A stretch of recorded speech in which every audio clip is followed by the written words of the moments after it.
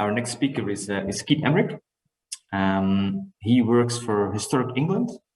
For those of you who don't know Historic England, it is somewhat the counterpart of what we in Flanders know as the Agentschap Onroerend Erfgoed, the Agency for Immovable Heritage.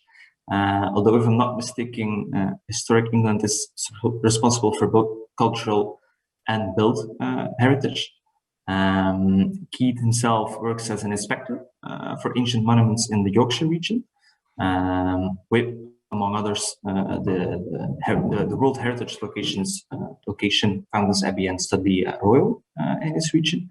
But above all, he's someone who has published and discussed themes like access policy, inclusion, and diversity on numerous occasions, and is somewhat with outspoken, well-known view on the issues, and is someone we hope has some relevant points to make. I'm quite sure I'm quite convinced he has. I had the opportunity to see his presentation in advance, and I'm convinced that he has very relevant points to make, also for the heritage professionals in Flanders. So, Keith, the floor is yours. Good afternoon, and thank you very much for that introduction and for inviting me to speak today. It's a great honour, and it's an important subject. Now, the title of my paper isn't my invention. This is my favourite quote about heritage, and it's by the Black British social theorist Stuart Hall. I think it's a lovely, simple idea, and it sums up for me what heritage is and what it is about. But it also has a warning.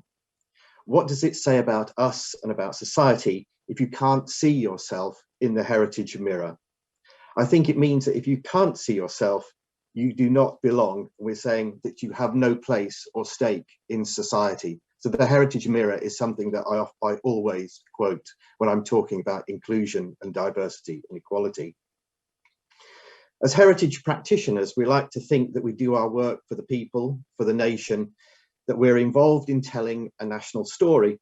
But sadly, I believe that the reality is much different. We're exclusive. We don't talk about or to the economically or socially deprived. We do not talk to diverse audiences or about ethnic diversity. We don't talk to the young, the old. The list goes on.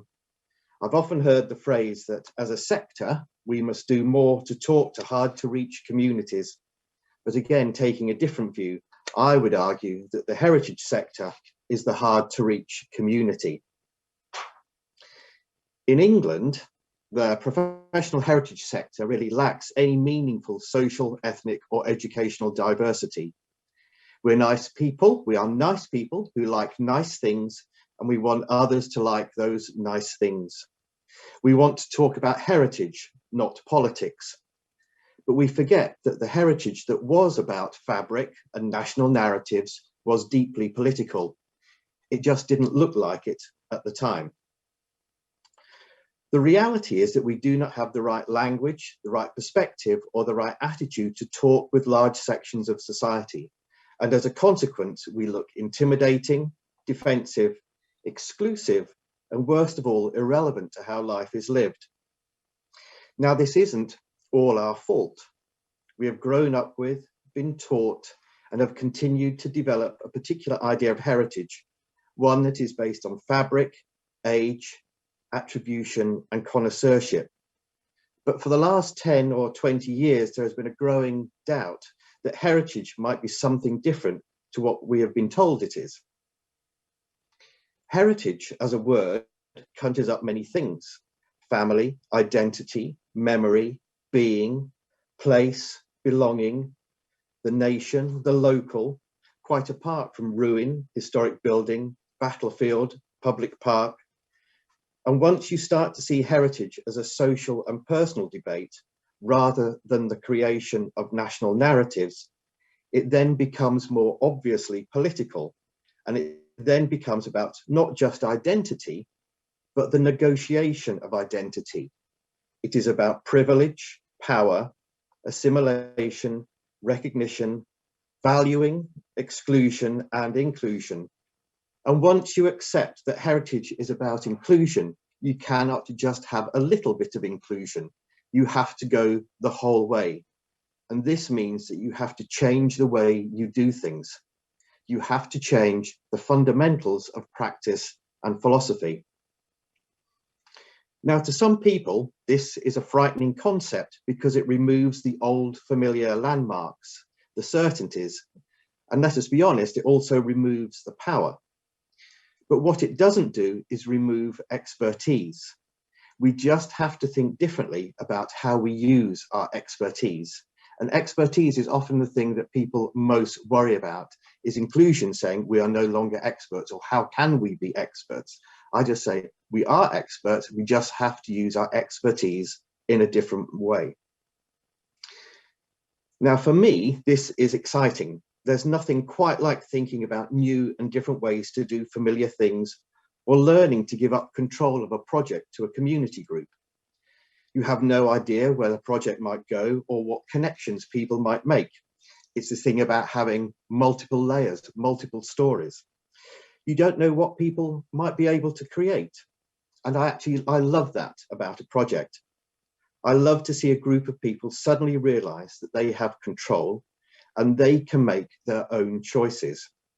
At first, they might be apprehensive, but confidence grows. And when you see people really understand that they're able to manage their own heritage, well, there's no feeling quite like it. But what is inclusion? To me, inclusion is about respect. On one level, it is about what organizations do. Now, Historic England has now produced its own inclusion, diversity, and equality strategy. And it's important, as was said earlier, that inclusion is explicitly about, includes diversity and equality. Now, our strategy will cover three themes. There's our work, making sure that our work, including our advice, our content, our policies, and our projects are relevant to a diverse range of people and are delivered in inclusive ways. Our people, making sure that the people who work in Historic England better reflect the demographics of the communities in which we work, enabling us to benefit from a diverse range of perspectives and recruit from the widest pool of talent. For example, we now have transgender awareness and neurodiversity training, and each section of the organisation has one or more inclusion champions whose job it is to speak to inclusion at every opportunity and in every arena. The third component is the sector. It's how we develop our expertise and our partnerships so that we can work, so we can support and challenge the organisations working in the historic environment to become more inclusive and diverse. Now, Historic England is going to implement this strategy, and it will have an impact on every aspect of the work we do.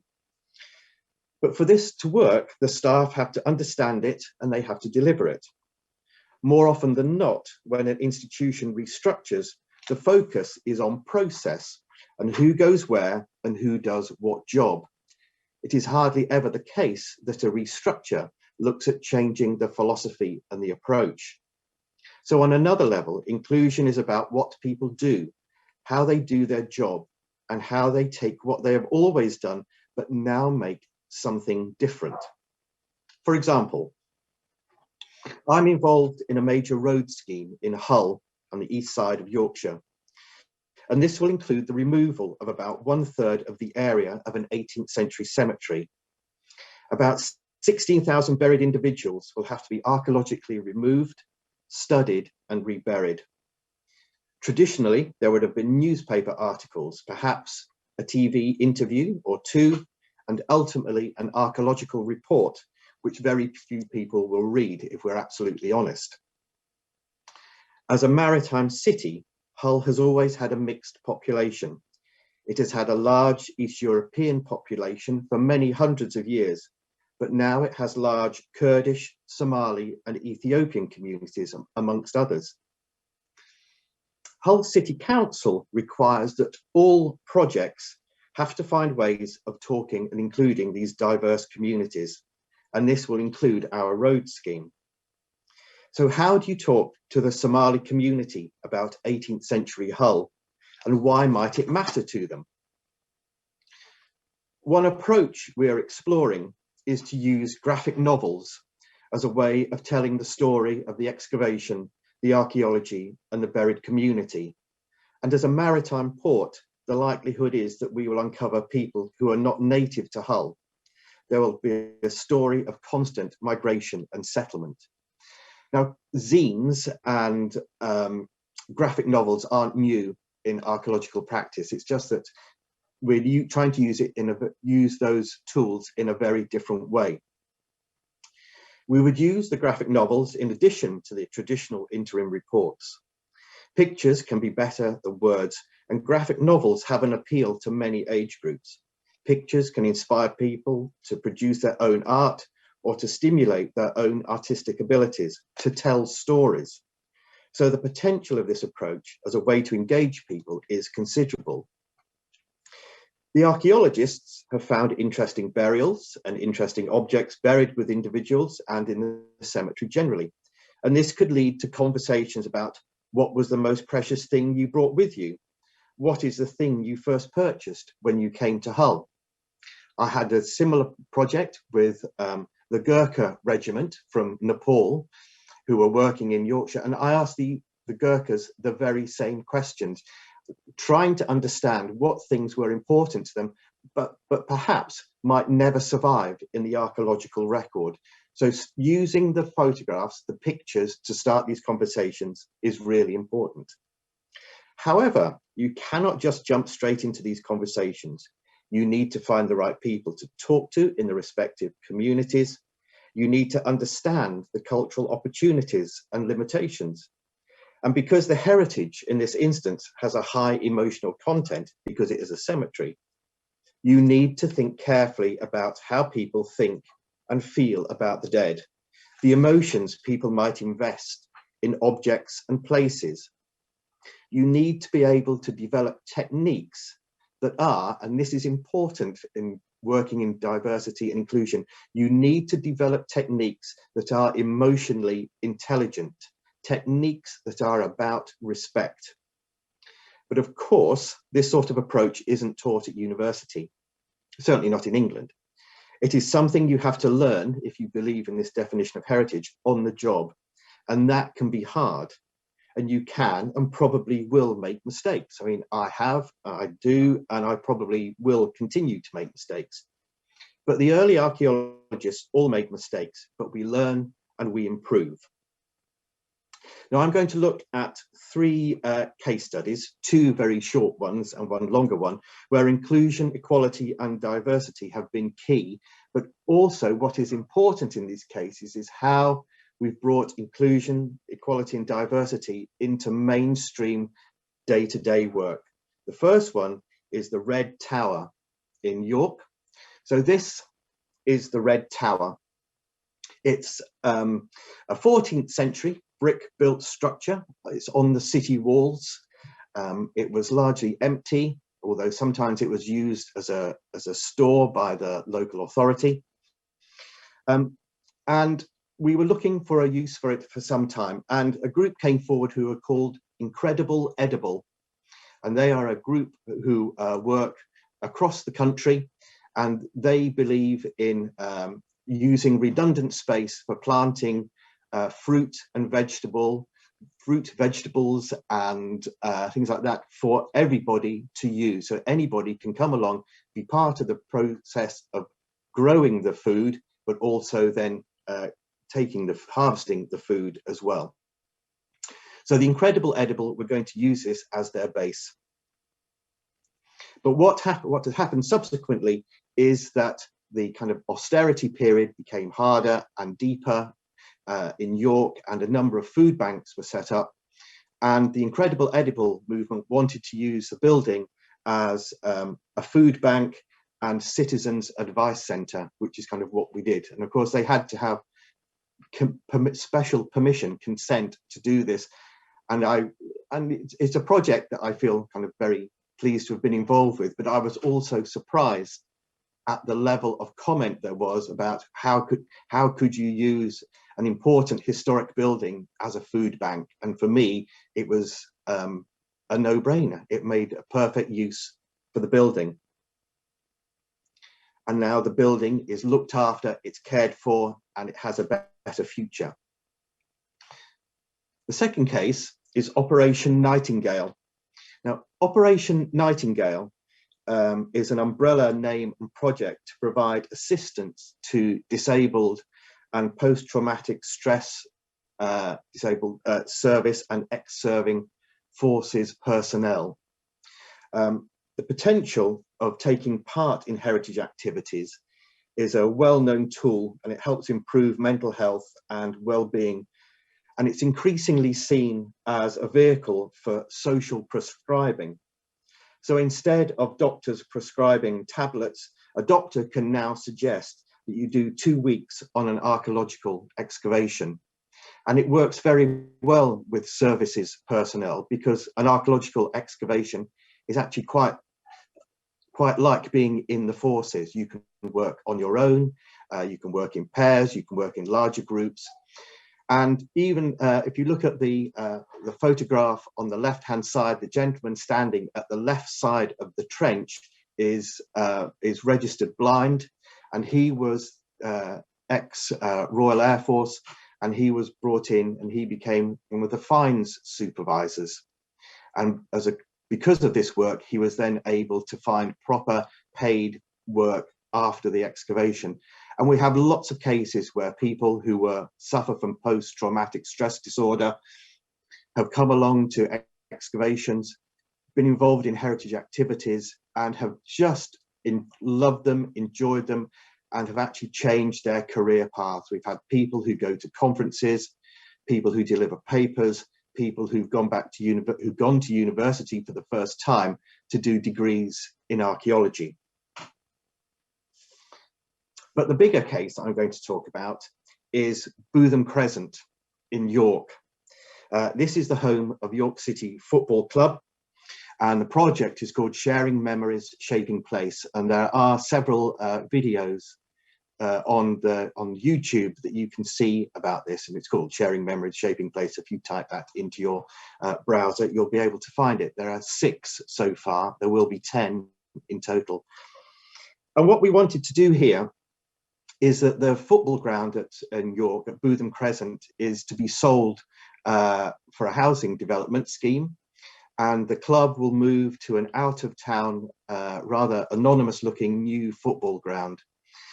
And we wanted, now this really isn't just about football, it's something which has been on my mind for a long time, and it's been about how do you work with different communities and discover other types of value and meaning, and how do you bring inclusion and diversity in your day-to-day work. It's deliberately about the modern, it's about sport as a family history. You know, you perhaps go to see a particular football team because your father or mother took you, your grandfather, grandmother took you. It's about identity. It's about extremes of emotion, which we don't often talk about in heritage. It's about large numbers of people who regularly gather in one place. We perhaps are quite happy to talk about people gathering in one place if we're thinking about henge monuments in the prehistoric, or amphitheatres or things like that. But a football ground is no different. It was deliberately about the event, the routine, and the shared experience of going to football. It was deliberately about the ordinary and the everyday, but it was also about class. And that is kind of I think one of the last taboos in heritage practice. So the aim of the project was to kind of use the example of moving from Bootham Crescent to see how we could talk to a developer about using the associations and meanings and the experience of the place that's felt by the fans. How could we use all of that experience to make a new distinctive place? And how could we influence the developer to make something kind of reflected the significance and the values that were attached to the site by the fans and the people who were involved in the site? Now at the bottom there, of the objectives, one of the things I've said is to make it sticky. And my idea was there that as an organisation, Historic England can't do everything and we can't pay for everything. And I had, my idea was that I had to make a project that was the fundamentals of significance and value and actually shaping a place, but make enough hooks for anybody who wanted to attach and develop new projects. So the ground is the red block that you can see. That's the former Roman fortress, and the red line going out up to the sort of northwest. That's the Roman road going out of one of the Roman roads going out of York towards Tadcaster. And we could have the football ground is just to the north of the red line, in the middle of that map. And we could have, when the ground was demolished, we could have concentrated on its Roman and Iron Age heritage, but we decided that that was the one story that we're talking about, that Amma was talking about earlier. And what we wanted was to have a completely different story, a completely different set of stories.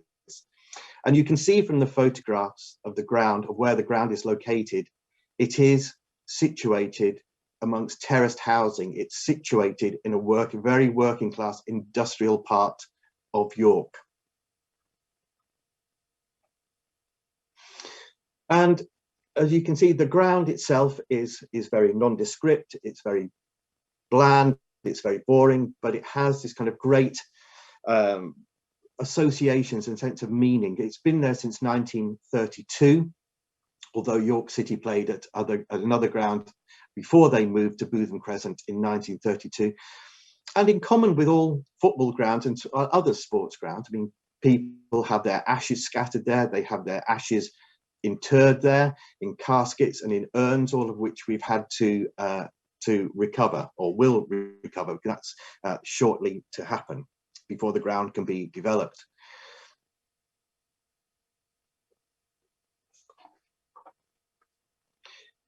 The ground has its own suite of values and significance. So, for example, the timber seating. This is about the only timber seating which is left in any football ground in Great Britain. Some of this will go to the National Football Museum in Preston. The red seating, the plastic seating, that actually came from Main Road, which is where Manchester City used to play before they moved to the Emirates Stadium. Now, some of that red plastic seating will be sold to another football club. So there is a kind of a movement of material going round. And the dugout at the bottom, the dugouts were paid for by Sir Alex Ferguson, the former manager of Manchester United. And he bought the dugouts for the club when he took Manchester United to play at York City in a pre-season friendly. He promised that if York City ever scored a goal against him, or Manchester United, he would bring the full Manchester United team to Bootham Crescent to play. And York City did score against Manchester United in an FA Cup round, and he kept his promise and brought the whole team, the full team, with Beckham, Scholes, Giggs, all those, to York to play. But he also bought the dugouts for the club. Now, the thing is that one of the things we're kind of looking at with regards to kind of how we sort of develop the value is, obviously we're having the ground recorded, we're having it digitally laser surveyed. So people want to buy their seat, they want to be able to take their seat home, and in some cases that is possible. Some seats have actually been sold in whole rows to pubs, to clubs, to other societies. But what we're doing is we have recorded every seat type by laser photography, laser survey, laser photogrammetry, I should say, so that we can give a digital file to people, and they could then, should they want to, they could create their own seat by printing it in 3D, going to a 3D printer and printing it off. They can have it at any scale. And this is actually quite a good commercial opportunity for the club as well. So there's kind of lots of different ways of having to think about how we use traditional techniques and how traditional techniques of survey and excavation and how we can use them for people. There is a lot of other kind of history that we've discovered that's associated with the site. On the left-hand side is the popular stand, and there's a clock above the stand that was donated by a family.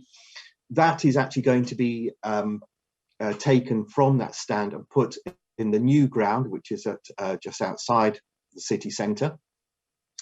And there is a tunnel underneath the popular stand. The popular stand is kind of built across this tunnel, which is on the image on the right-hand side. And that has been there since the ground was first built in the 1930s. And it was only in very recent years that the idea of change of having a home end and away end at a football ground, that's only a very recent idea. Originally, the fans would switch ends at half time so that you were always at your home team's end. And this tunnel is where the fans would pass each other at half time and exchange pleasantries and how do you do and how are you and be very kind to each other. There's some amazing graffiti in there. And then so we're going to save a portion of this tunnel. And the tunnel was also used as an air raid shelter during the Second World War. Now, in the center of the image, the slide there's a Y, and this is about the sporting memories. And the thing about sporting memories is that people are now aware that that as a way of dealing with kind of or treating Alzheimer's and dementia, talking about sport and sporting events is actually a really important and useful way of talking to people with Alzheimer's and dementia. And there's a York Sporting Memories club at York City at Bootham Crescent, and we've been kind of helping with our kind of the research that we've been doing into the ground, into the club, in actually being able to feed stories into the York Sporting Memories and to actually assist the people who are working with those suffering from Alzheimer's and dementia. So there are kind of lots of other ways of thinking about how you use your research that you would do on a day-to-day project for actually other reasons. So what we've been able to do with the developer is to come up with a scheme that kind of reflects the shape of the ground. We've agreed with them that we will retain a section of the popular stand, and the seats will be taken out, but we will still have the concrete steps. And there will be a kind of a garden of remembrance at the foot of the steps and around the side of the retained part of the terrace, where ashes will be interred, were taken from the site and interred. Some people who have partners who have died, they've actually still retained the ashes because they were aware that the ground was going to be moved, and they wanted to know for definite that the ground was going to be moved and what would happen before they then interred the ashes of their partner. So we now have a place where, as a focus for memory, and it's also a focus for all of the work that will be done in kind of digitally recording the site as well, so that you will be able to stand on the terrace, the portion of the terrace which is at the halfway line, and you will be able then to see on your smartphone, should you want to, you will be able to see the ground, all the information about it, and so on and so forth. One of the other things we've got the club to do, the developer to do, is to retain a thing called the 5-minute flag. And this was held, this was a flagpole that was down in the corner of the ground, and the developers have agreed to retain that. And the idea of the 5-minute flag was that when in the 1930s people came to watch football, not everybody had a watch. And the idea was that at 5 minutes before the end of the match, the flag would be lowered so people would know when the end of the game was coming and whether they should leave to catch a bus or the train home. So we've been able to piece together things to make the development more distinctive. And for making it sticky, these are the kind of the projects that have happened, sort of listed here. All the black and white photographs that I've shown, they've been taken by a man called Tony Cole, who's produced 2 books of black and white photography on the ground, Home End and what it's like to be at York City, and Going Away, about what it's like to be an away fan. But it has also encouraged other people, other clubs, to try and talk to us about how they can also involve their own fans in their own sort of end of their football clubs. So, for example, Everton will soon be moving from their ground. Luton Town moving. Tottenham had just increased their ground, and I'm involved in a project at Tottenham Hotspur looking at how the communities around that football ground have changed over the years and how they think about and value that place and that occasion. So lots of sticky projects have come from this, and lots of people taking on ownership of their own projects, which has been wonderful. Now, the thing about doing this is the first time that this has ever been done. The first time that an organisation like Historic England has worked with a developer, the local authority, a football club, and the fan base to try and influence a development so that it is actually more distinctive and it reflects the values and kind of meanings and associations that are attached to the place. And we came up with a sort of toolkit about how we would approach similar cases. And it's not, as I say, it's not just about football. This could be about a theatre or a cinema or a music venue that is being lost. So, we have this sort of conversation with the public a lot. People saying, how do I go about recording this place that meant so much to me and so many others? And so we've kind of come up with a sort of a pointers for a toolkit. And this kind of list here is part of that toolkit. But the one that's really important to me is the bottom one, the bottom bullet point. And it's kind of talking to people and making them aware that they are all involved in making heritage. They are all in that heritage mirror. It's not just me making it for them. They are involved in making heritage. They are the ones involved in making the stories. So, in my conclusion, when I was working on my PhD research, there are 2 papers stuck in my mind. One paper made the point that when it came to heritage practice, the same 3 questions cropped up time and again. There's which sites, who decides, and who for. And I keep thinking about this. So who am I doing this work for? And this inevitably makes me question, what is heritage for? Is it to create national narratives, or is it about memory and belonging and all of those other ideas? And for me, heritage is definitely about the other ideas. And this brings me to the second paper. If inclusion is about respect, it is about celebrating difference and seeing difference as legitimate. In a paper called Dream the Impossible Dream, Isabel McBride asked the question about what it was that heritage should achieve. Was it shared understanding, shared values, or shared understanding of disparate values? Now, this is a paper about the Australian experience, and inevitably was about the clash between Indigenous and non-Indigenous values and meanings. But its basic point and argument can be applied wherever. Different people, different groups attach different meanings to places and things, and we should respect those different values and meanings. We don't have to share those values and meanings. We don't have to believe them, but we do have to recognize that they are held. And I see that it is my job to tease out those meanings and values, to get people talking and thinking about the multiplicity of layers associated with places. And as Armin's saying, I'm really thinking about the multiplicity of meanings that are attached to places. It's not about a single story.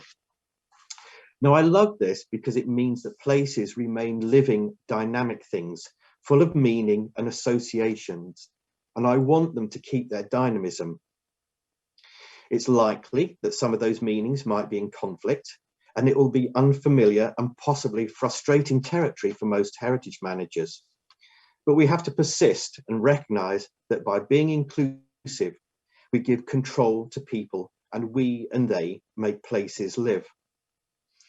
Ultimately, it means that all people will know that they belong, that they appear in the heritage they will appear in the heritage mirror and have a stake in society.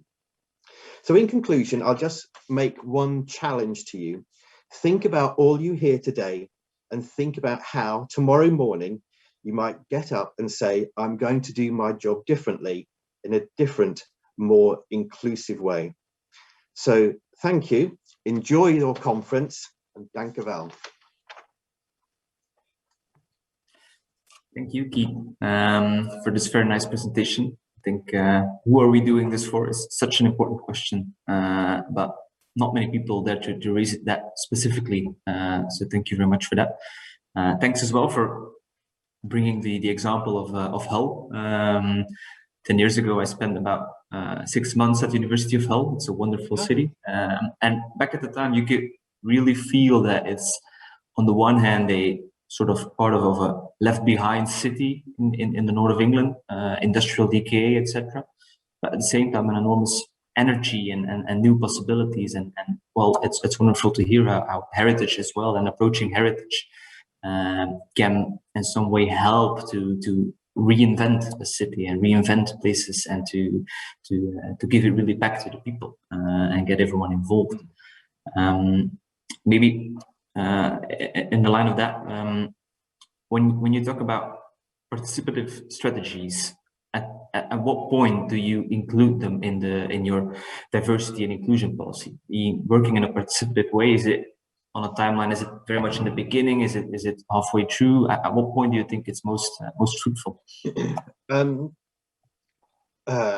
As early as possible, but for different parts of the organization, and so the part of the organization that I work in, we give advice to local authorities about planning applications. And the thing is, we have a very short timetable to give our advice to a local authority. So we have to have 21 days to give our advice to a local authority. And that isn't really enough time to go out and consult as widely as we like.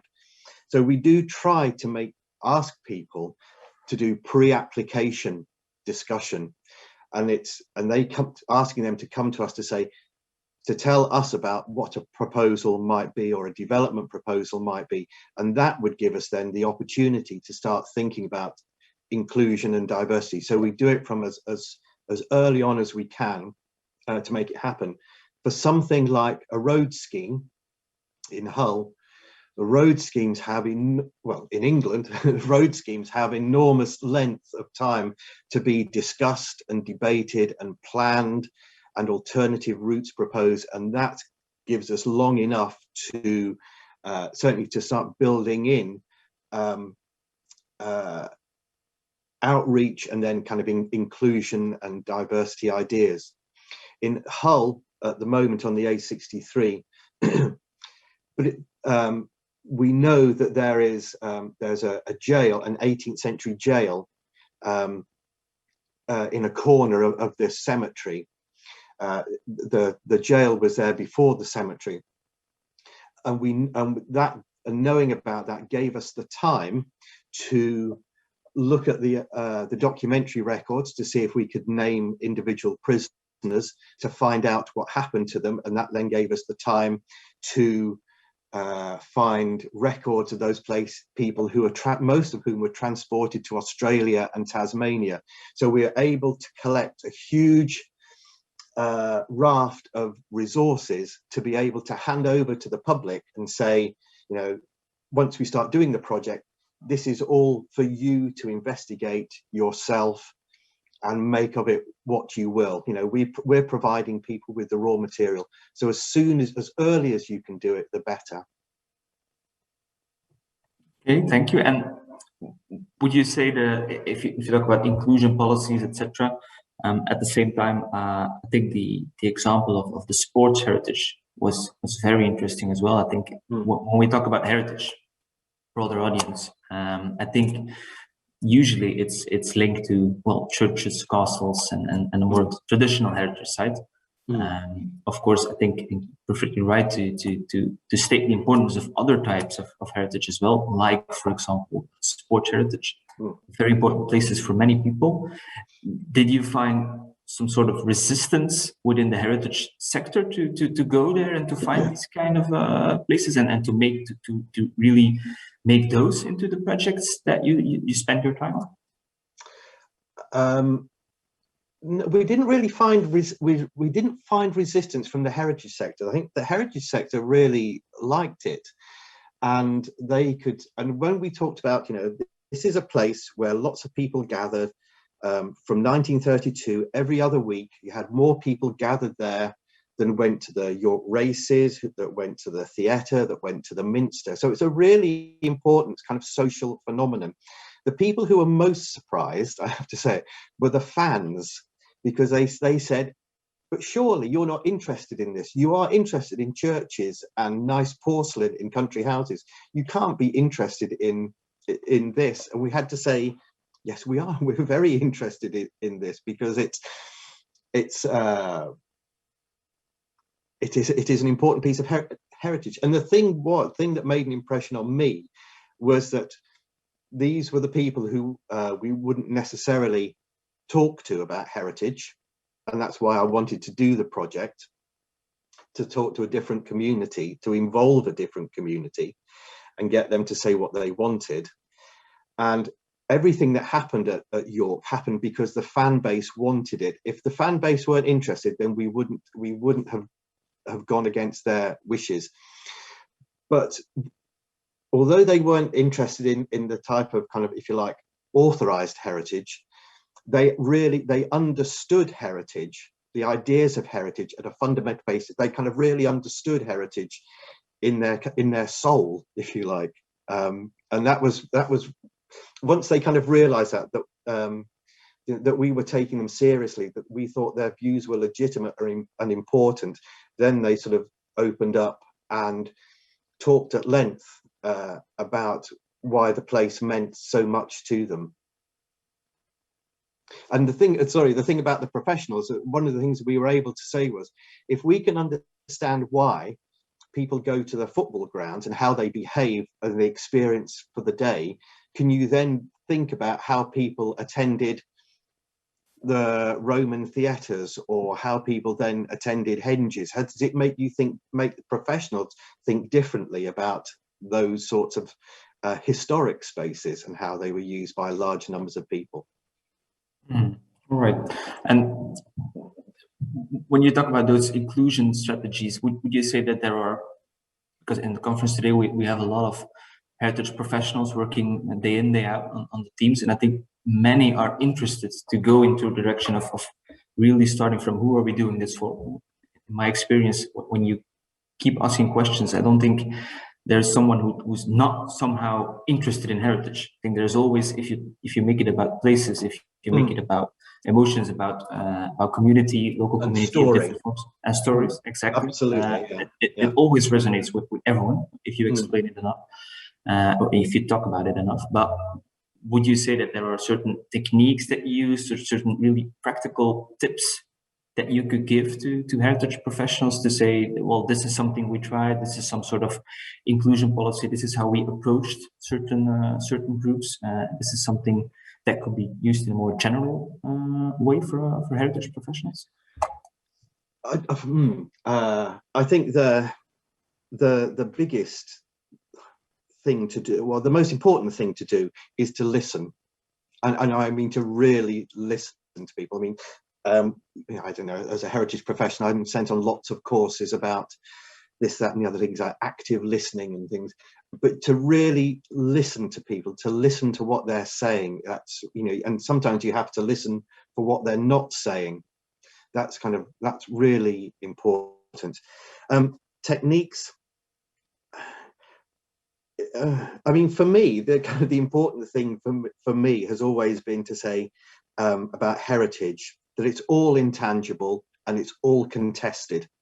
once you accept those two things, then anything is possible. And just say one morning, right, I'm going to let people do what they want. I know it sounds mad and awful, but one phrase that has always stuck in my mind with a community group I worked in Kaywood, they looked after a scheduled monument, and I wanted them to take over the management of it, and they were doing lots of work. And at one big sort of open day, one of them actually turned around to another member in my hearing and said, "Oh, it's really dreadful. He won't tell us what to do."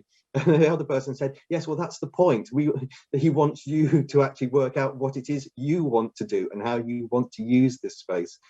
So I often refer to that in talks about, you won't tell us what to do, and and that's what I'm trying to do. I'm trying not to tell people what to do. I'm trying to find out what it is they want to do. And maybe looking at it from a bit further, as I said in my introduction, there are some World Heritage Sites in the areas you're responsible for. I think one of the themes that comes back a lot is the interaction with tourism, for example. And I think it's very good and very interesting that you talked really about what it means to the local people, what it really means to the people really experiencing their heritage site.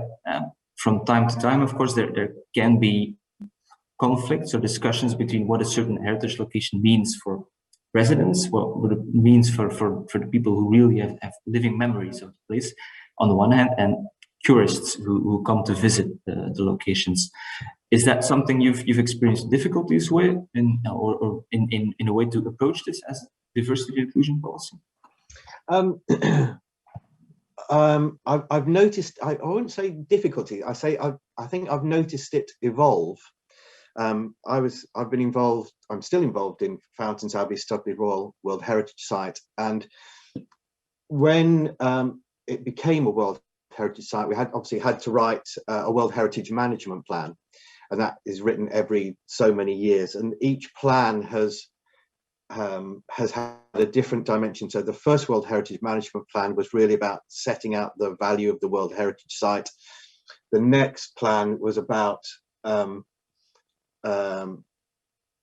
in that period, the 7 years since it was first written, we became more aware of climate change. So the second one was about climate change and how that and being sustainable. And the third version of the World Heritage Management Plan, that was about looking outwards to communities and how you work better with communities around the site, because there had been a lot of suspicion of the National Trust that, why weren't they, they have a restaurant, but why aren't they using the local food? Why aren't they using the local milk supplier? Why aren't they using the local cheese supplier?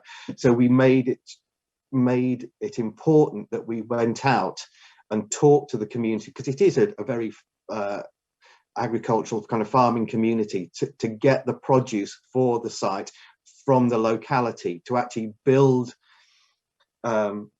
connections between the site and the locality, to make people understand that their economic well-being was connected to the site as well.